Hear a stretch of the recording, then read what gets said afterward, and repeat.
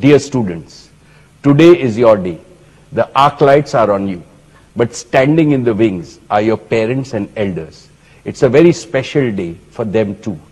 They have waited eagerly to see you walk up to the stage and receive your graduation certificate. It has been their lifelong dream.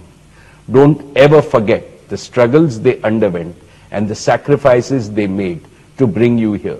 Their contribution to your success is immeasurable. Let me tell you something in your own lingo, the language of the youth.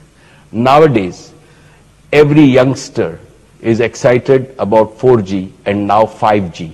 But there is no G in this world that is greater than Mataji and Pitaji. They were and are and will always remain your most dependable pillars of strength and support. अजीज दोस्तों, अस्सलाम वालेकुम, नमस्ते, सत श्री अकाल, जय जिनेंद्रा, good afternoon. अजीज दोस्तों, भारत के हवाले से काफ़ी कुछ खबरें हैं। भारत के जो ऑस्ट्रेलिया के साथ फ्री ट्रेड एग्रीमेंट हुआ है, इंग्लैंड के साथ, यूनाइटेड अरब इमारात के साथ, इसके अलावा कुछ और कंट्रीज़ इंटरेस्टेड हैं। कनाडा हाथ पांव जोड़ रहा है फ्री ट्रेड एग्रीमेंट के लिए। क्या है ये फ्री ट्रेड एग्रीमेंट और उसके बेनिफिट्स भारत के लिए क्या हैं, इस पे डिस्कस करेंगे। इससे पहले भारत के हवाले से दो चार खबरें आपके साथ शेयर करना चाहूँगा।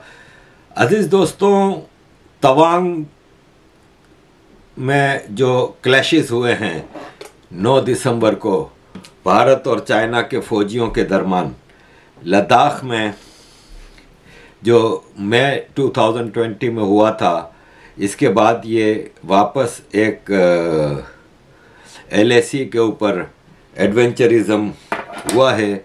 मुझे यकीन है कि आप सब ने वो वीडियोस देखी होंगी जिसमें भारत के फौजियों ने डंडे मार मार के चाइनीज़ फौजियों को भगाया और वो एक दूसरे के ऊपर चढ़ के वापस भागे। अजीज़ दोस्तों, वो वीडियो मैं आपको इसलिए नहीं दिखा सकता कि मुझ पे YouTube की ख़ास मेहरबानी है। YouTube नहीं, बाकी सारे भी सोशल मीडिया प्लेटफॉर्म्स, मेरे ट्विटर पे पिछले साल 1.5 साल से 83,000 फॉलोअर हैं।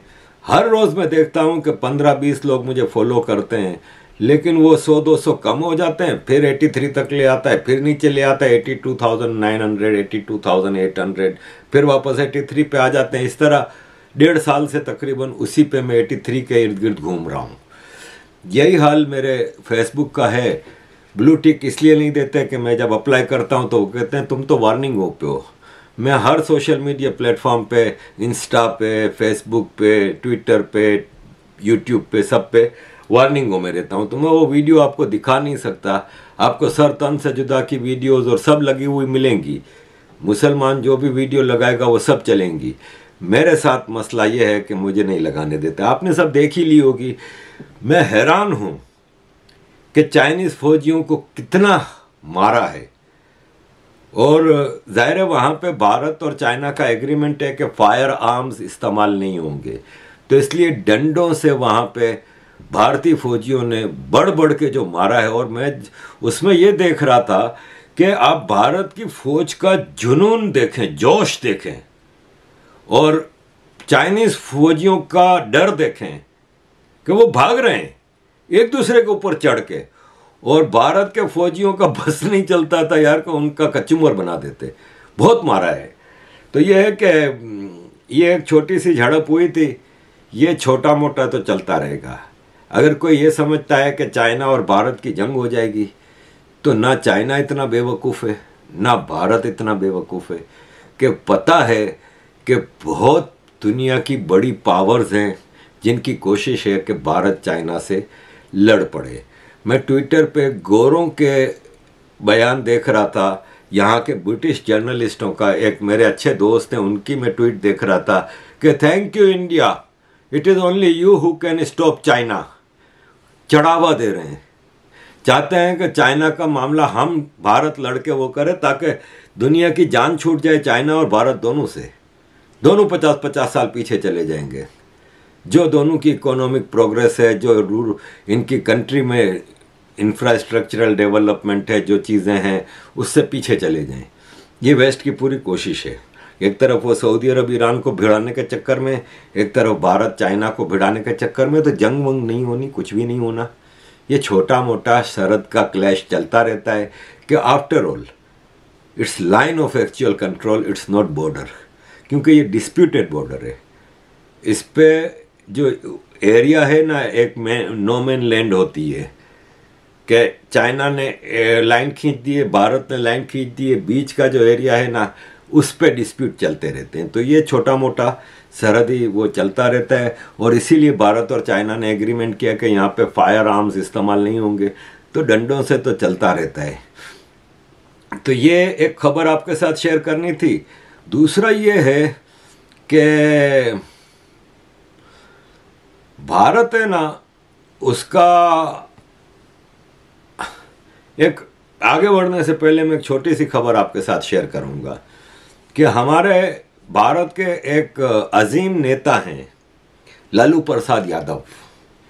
अब आपको पता है कि ये लालू प्रसाद यादव की कितनी बड़ी लेगेसी है, कितने अजीम नेता हैं ये हमारे, इन्होंने क्या क्या कारनामे अंजाम नहीं दिए, मैं उस पर क्या डिटेल में जाऊं।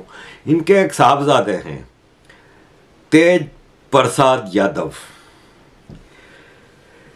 ये मैट्रिक भी नहीं कर सके जहां तक मैंने पढ़ा है। इनको अभी पीएचडी डॉक्टरेट की डिग्री मिली है, वो भी दुनिया की सबसे पुरानी यूनिवर्सिटी टैक्सिला यूनिवर्सिटी से। टैक्सिला यूनिवर्सिटी आपको पता है कि हज़ारों साल पुरानी यूनिवर्सिटी है, और उस वक्त ऑक्सफोर्ड, कैम्ब्रिज, दुनिया में कोई यूनिवर्सिटी छोड़े स्कूल नहीं होते थे। तो भारत में उस वक्त टैक्सिला यूनिवर्सिटी थी।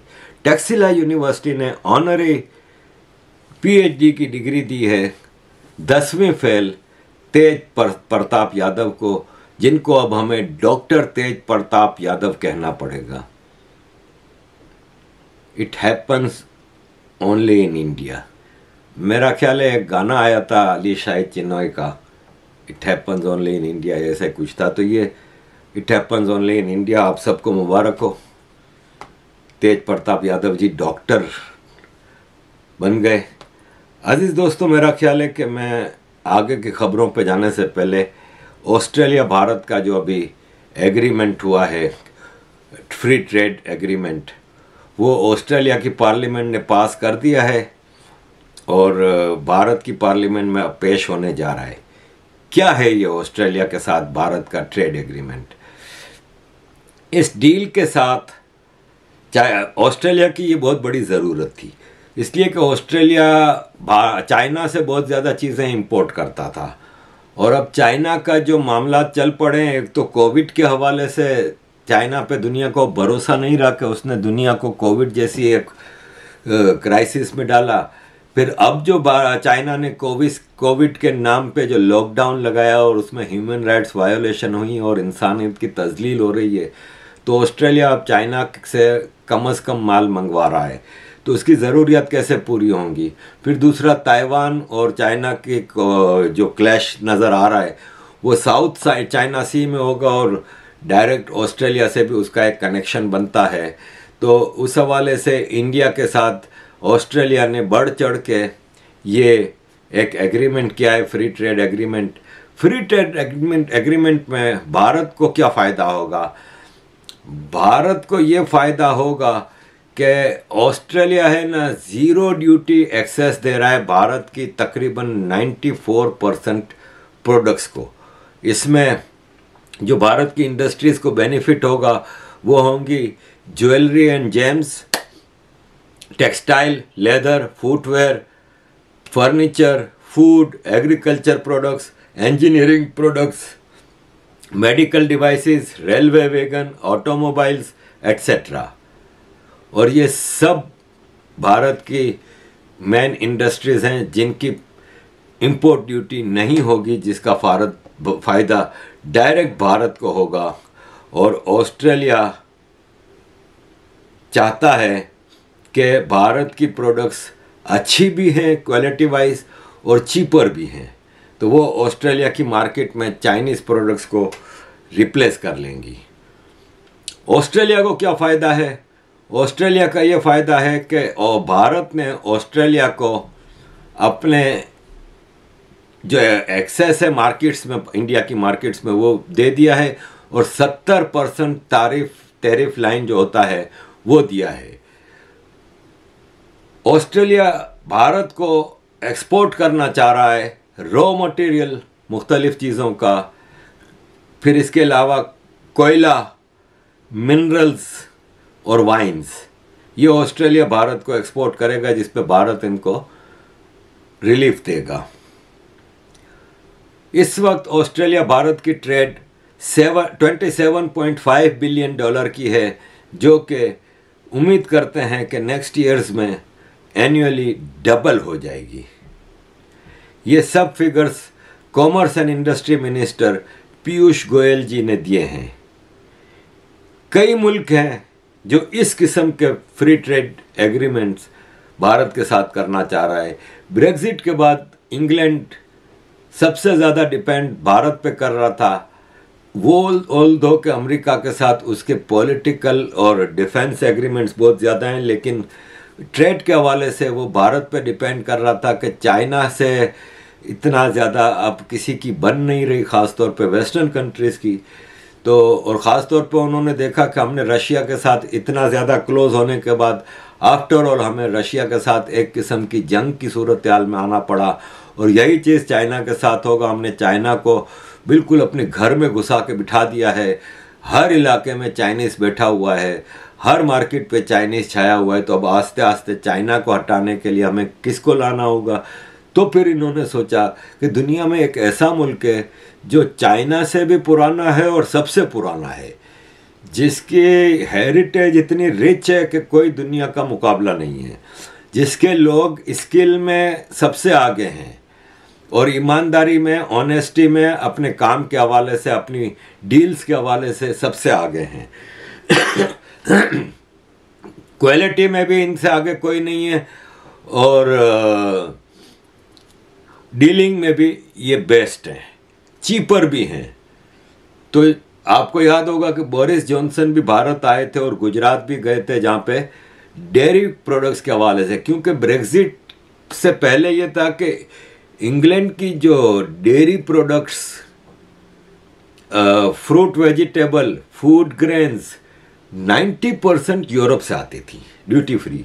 अब ब्रेक्जिट के बाद वो ड्यूटी में आ गई हैं, तो एक तो आपको महंगी यूरोपियन प्रोडक्ट्स तो महंगी होती हैं, फिर आपको उनके ऊपर ड्यूटी देनी है। तो उससे अच्छा है, वो कहते हैं हम इंडिया से आजकल बाय एयर भी फ्रूट वेजिटेबल आ जाते हैं फॉरेन, तो वो सस्ता पड़ रहा है। तो वो इंग्लैंड तो बहुत बड़ा एग्रीमेंट करना चाह रहा है, तकरीबन $100 बिलियन का। इस तरह कनाडा हाथ पांव जोड़ रहा है कि भारत के साथ फ्री ट्रेड एग्रीमेंट करे, और यूनाइटेड अरब इमारात के साथ हमारे ऑलरेडी एग्रीमेंट हैं। मैं एक वीडियो बनाई थी कुछ महीनों पहले, जिसमें बताया था कि अरबियन गल्फ कंट्रीज जो हैं, Kuwait, Qatar, Oman, Bahrain, United Arab इमारात, सऊदी अरब, इन मुल्कों में, इजिप्ट और कई मुल्कों में भारत का क्या किया जाता है। तो मैंने उसमें, मुझे अब फिगर्स इस वक्त तो याद नहीं, बुढ़ा आदमी हूँ, भूल जाता हूँ। उस वीडियो में मैंने बाकायदा एक एक फिगर आपको दिया था कि food, meat, butchery, food grains, दालें, चावल, मकई वगैरह, गेहूँ, ये सब चीज़ें भारत की तरफ से वहाँ पे उनकी ज़रूरियात जो हैं इन अरबियन गल्फ स्टेट की, मोर देन 50%, किसी की 60%, किसी की 70%, किसी की 80% भारत पूरी कर रहा है। तो ऑलरेडी इमारात से भी फ्री ट्रेड यूनियन एग्रीमेंट है, सऊदी अरब वगैरह से बहुत ज़्यादा ट्रेड चल रही है। तो कई कंट्रीज़ के साथ भारत के ट्रेड एग्रीमेंट्स बनते जा रहे हैं। अजीज दोस्तों, इजिप्ट के प्रेसिडेंट अब्दुल फत्ताह सीसी 26 जनवरी को भारत के नेशनल डे पे, रिपब्लिक डे पे मेहमान होंगे भारत के, और दिल्ली के लाल किले में वो हमारे मेहमान होंगे। ऑल्दो कि मैं Abdul Fattah al Sisi military dictator को पसंद नहीं करता, लेकिन वो एक मजबूरी थी कि इजिप्ट में जमात इस्लामी, इख्वानुल मुस्लिमीन का मर्सी जीता था और वो प्राइम मिनिस्टर प्रेसिडेंट बन गया था इजिप्ट का, जो कि किसी सूरत एक्सेप्टेबल नहीं था कि अगर वो इजिप्ट आफ्टर ऑल जब हम छोटे थे 70-80s में तो अरब वर्ल्ड की सबसे बड़ी फौजी ताकत थी और आज भी बहुत बड़ी, ठीक है इकोनॉमी वाइज बहुत पीछे चला गया है, तकरीबन डिफ़ॉल्ट के करीब है, लेकिन बहरहाल एक इम्पोर्टेंट कंट्री है, फिर हिस्टोरिकल कंट्री है। तो वहाँ पे अगर मर्सी जमात इस्लामी या इख्वानुल मुस्लिमीन का अगर जीत जाता, मतलब जीत तो गया था, प्रेसिडेंट भी बन गया था, लेकिन अगर वो रह जाता तो फिर इस्लामिक एक्सट्रीमिज़म और इस्लामिक टेररिज्म ने दुनिया का एक नया रास्ता मिलता। फिर पाकिस्तान, तालिबान, मर्सी, IS मिलके पूरी दुनिया का मामला ख़राब करते। तो अमेरिका ने फिर अब्दुल फत्ताह अल सीसी, जो कि हुस्नी मुबारक की जगह आर्मी चीफ बना था, और उसको फिर मजबूर किया कि वो टेक ओवर कर ले। तो अब तो ये लाइफ टाइम प्रेसिडेंट बन गया है और इजिप्ट में इसके आगे पीछे अब कोई दूर दूर तक नहीं है इसको चैलेंज करने वाला। ये भारत का स्पेशल गेस्ट होगा 2023 26 जनवरी को। अजीज दोस्तों, भारत के क्रिकेट टीम में जैसे होता है ना, कोहली फ्रंट लाइन बैट्समैन था, हर इंडियन देखता था टीम जब खेलती थी को कोहली आएगा, मारेगा, अब सबका बाजा बजा देगा। आजकल T20 और वनडे में हम देख रहे हैं सूर्य कुमार यादव के ऊपर सबकी नज़रें होती हैं कि ये आएगा और मैच का पासा पलट देगा। ऐसे ही भारत की सरकार में एक हैं जो रोज़ आजकल चौके छक्के बहुत मार रहे हैं। मैं इनका दीवानगी की हद तक फ़ैन हो गया हूँ कि जब ये बोलते हैं तो मेरा दिल करता है कि ये बोलते ही रहें, और ये छोटी सी बात में बहुत कुछ समझा जाते हैं, दुनिया को लाजवाब कर जाते हैं। वो हैं मोदी सरकार के फॉरेन मिनिस्टर जयशंकर जी। श्री जयशंकर जी ने अभी एक और चौका मारा है। उन्होंने कहा है कि हम रशिया से पेट्रोल खरीदते हैं, यूक्रेन के हवाले से हमारा स्टैंड क्लियर है शुरू दिन से कि जंग को हमने कभी सपोर्ट नहीं किया, और हम अपनी ज़रूरत के मुताबिक चीज़ें देखते हैं, और हमारी ज़रूरत रशिया से पेट्रोल खरीदना है, हमारे इंटरेस्ट में, तो हम खरीद रहे हैं। ये बात आपको वेस्ट को हजम करनी होगी चुपचाप, इसलिए कि हम भी आपकी कई बातें हजम करते हैं, जैसे कि आपका पाकिस्तान को सपोर्ट करना, उस पाकिस्तान को जो भारत में टेररिज्म करता है उनको आप सपोर्ट कर रहे हैं, उसको आप सहारा दिए हुए हैं, उसको हम हजम कर रहे हैं ना, तो आपको भी हमारी ये चीज़ें हजम करनी होंगी। अमेरिका के जर्मन एम्बेसडर को पूछा गया कि आपने पिछले 3-4 महीने से भारत में आए हैं नए एम्बेसडर के तौर पे, आपने क्या देखा? तो उसने कहा कि डिजिटाइजेशन है ना जो भारत की, कि हर चीज़ डिजिटल हो रही है, हर चीज़ करेंसी डिजिटल हो रही है, पेमेंटें सारी ऑनलाइन हो रही हैं।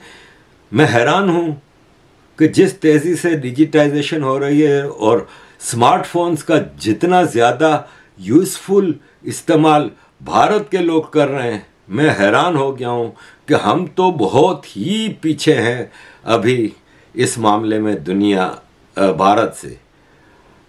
अमेरिका के स्पोक्स पर्सन से पूछा गया कि आप भारत के जो रशिया से जो तेल खरीद रहा है, तो आप क्या देखते हैं कि भारत अमेरिका का इत्तेहादी है, एलाइड है? तो उसने कहा कि भाई साहब, भारत बहुत बड़ी पावर है, और भारत है ना वो एक सुपर पावर बनने जा रही है। वो हमारी अलाई नहीं है, हमारे साथ खड़ी एक सुपर पावर होगी। अजीज दोस्तों, इसके अलावा भी कई चीज़ें हैं जो कि मैं आपके साथ शेयर कर सकता हूं, लेकिन फिर आप कहोगे कि आरिफ भाई आप वापस आजकल वीडियोस बहुत लंबी लंबी बना रहे हो। तो मैं समझता हूं कि एक दो छोटी खबरें आपके साथ शेयर करके मैं इजाज़त ले लूं।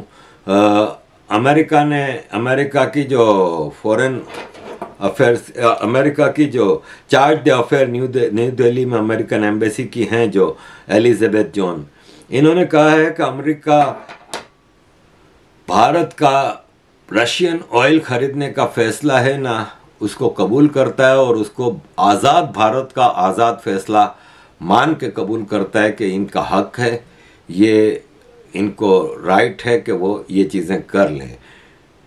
आज़िज़ दोस्तों, new Delhi India central Asia meeting of national security advisers host की दिसंबर में अजीत डोवल साहब भारत के नेशनल सिक्योरिटी एडवाइज़र, इनके अलावा central Asian republics Kazakhstan, Kyrgyzstan, Tajikistan और उज़्बेकिस्तान के national security advisers new Delhi आए और एक मीटिंग हुई।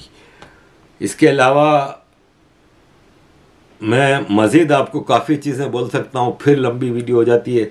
अगली बार के लिए कुछ चीज़ें छोड़ देते हैं, बहुत सारी चीज़ें हैं मेरे पास। एंड पे आपके लिए पायल की वीडियो शायद मैंने पहले लगाई थी, लेकिन ये एक वीडियो है जो मैं समझता हूँ कि आपके लिए, अगर आपने नहीं देखी तो ज़रूर देखनी है। एंड पे देखिए पायल ने क्या फरमाया है मोतीलाल नेहरू साहब के बारे में और नेहरू ख़ानदान के बारे में। अजीज़ दोस्तों, thank you very much for all your support, keep supporting. जय हिंद। मैं हूं पायल रोहातगी और आज मैं आपके साथ बात करने वाली हूं कि कैसे मुझे लगता है कि कांग्रेस परिवार was completely against triple talaq because apparently Motilal Nehru, the so-called father of Jawaharlal Nehru, had 5 wives। जी हां, मोतीलाल नेहरू एक्चुअली जवाहरलाल नेहरू के रियल फादर नहीं थे बल्कि स्टेप फादर थे। जवाहरलाल नेहरू के रियल फादर का नाम था मिस्टर मुबारक अली एंड उनकी मदर का नाम था थुस्सू रहमान बाई। ये इंफॉर्मेशन ऑब्वियसली हमें मिली after reading M O Mathai's biography के कुछ पन्ने विच वाज रिटन बाय एडिना रमाकृष्णा फ्रॉम एपी हेरल्ड, और ये आर्टिकल पढ़ने के बाद अब मैं ये वीडियो बना रही हूं बिकॉज किसी और ने ये इंफॉर्मेशन पब्लिक प्लेटफॉर्म पे शेयर करी है। As per this information Motilal Nehru की 5 बीवियां थी। एक was the first one was Mrs Swarup रानी जो लीगल वेडेड वाइफ थी और उनके 2 बच्चे थे। बाकी 4 वाइफ्स वर थुस्सू रहमान बाई जिनके 2 बच्चे थे, उनमें से एक बच्चा था जवाहरलाल नेहरू, मगर Thussu Rahman Bai was first married to mister Mubarak Ali जो मोतीलाल नेहरू के बॉस थे and he died under mysterious circumstances. अब Mrs. Manjari was the 3rd wife of Motilal Nehru and she had a child named Meher Ali Shokta जो आर्य समाज के लीडर थे। एक Iranian woman थी जो 4थी बीवी थी मोतीलाल नेहरू की and she had a child called as Mohammad Ali Jinnah. जी हां, आपको ये नाम शायद कुछ सुना सुना लगता होगा। अब 5वीं बीवी थी एक housemaid and she was a Muslim servant from Kashmir and she produced a child called as Sheikh Abdullah who was the ex Kashmir chief minister. अब ये सारी इंफॉर्मेशन सुनने के बाद मैं खाली आपसे थोड़ी और इंफॉर्मेशन शेयर कर रही हूं about the children of the wedded wife missus Swarup Rani. उनके 2 बच्चे थे, एक थी बच्ची missus Krishna the wife of mister Jaisukh Lal Hathi governor and दूसरी बच्ची थी missus Vijaya Lakshmi Pandit wife of mister R.S. Pandit the high commissioner of USSR। यह बात आप याद रखना क्योंकि थोड़े समय के बाद आपको मैं बताने वाली हूं कि कैसे इंदिरा गांधी ने लाल बहादुर शास्त्री को मैनिपुलेट किया था USSR जाने के लिए to sign the Tashkent treaty, और ये करने से ऑब्वियसली उनकी मौत हुई थी अगले दिन by poisoning and we were told, means the whole world was told that he died due to cardiac arrest. So apparently the Congress parivar had connections in USSR also. अब जो थुस्सू रहमान बाई थी the wife of Mubarak Ali, she had 2 children जैसे मैंने आपको पहले बोला। One was mister Jawaharlal Nehru and another was mister Syed Hussain. अब जब मिस्टर मुबारक अली की डेथ हुई तो वो उन्होंने जितनी भी जायदाद छोड़ी थी वो सब आ गई मोतीलाल नेहरू को because he got married to Thussu Rahman Bai. They say married but obviously she was apparently the illegal wife. ये क्या हो रहा है? It is too confusing. Jawaharlal Nehru ने ऑब्वियसली जवानी में आके शादी करी विद मिस कमला कौल, मगर कहते हैं कि he did not consummate his marriage, and Kamala Kaul had a relation with his brother Manzoor Ali, and that's how they had a daughter called as Indira Priyadarshini Nehru. So technically Indira Gandhi yani Indira Priyadarshini Nehru is not the biological daughter of Jawaharlal Nehru, because she was born when Kamala Kaul had a relationship with Jawaharlal Nehru's brother Manzoor Ali. Oh my God! जी हाँ, ये सुनकर काफी shocking लगता है कि क्या मतलब घोटाला होता है इनसाइड द कांग्रेस परिवार। अपेरेंटली जैसे मैंने आपको बोला, इंदिरा गांधी ने पटाया था लाल बहादुर शास्त्री को to go to Tashkent, and somehow people say that she was involved in the poisoning act that caused his death. इसके अलावा ये इंफॉर्मेशन भी है कि इंदिरा प्रियदर्शनी नेहरू जो बाद में बनी Mamuma Begum Khan, because she got married to Jahangir Firoz Khan जो एक पर्शियन मुस्लिम थे, एंड ऑब्वियसली बाद में इन्होंने अपना सरनेम बदला एज गांधी, बिकॉज मोहनदास करमचंद गांधी ने बोला ऐसा करो, भारतीय लोगों को बेवकूफ बनाओ, and they had 2 sons, Rajiv Khan whom we know as Mr. Rajiv Gandhi and Sanjeev Khan whom we know as Mr. Sanjay Gandhi. तो इस तरह से भारत का विभाजन हुआ into 3 parts. India was for Indira Gandhi, Pakistan was for the half brother Muhammad Ali Jinnah, and Kashmir was for the other half brother Sheikh Abdullah. Now hearing all this, I think it is very very disgusting कि हमें इस तरह से बेवकूफ बनाया गया 70 साल से by this so called family. All I want to say is that I have nothing further to say to them, because I think karma is actually showing them their position, and karma is making the people of Hindustan, Bharat realize कि actually उनके साथ कितना धोखा हुआ है by the so-called Congress political party. Congress political party के first Prime Minister Jawaharlal Nehru के real father Motilal Nehru नहीं थे, and ये information हमें आज पता चली है in the times of social media is quite disgusting. हमसे ये real information छुपाई गई और एक step father को real father बना के promote किया गया इतने सालों से is something which is very very unethical, and for that I think Congress political party is paying the price. Namaskar.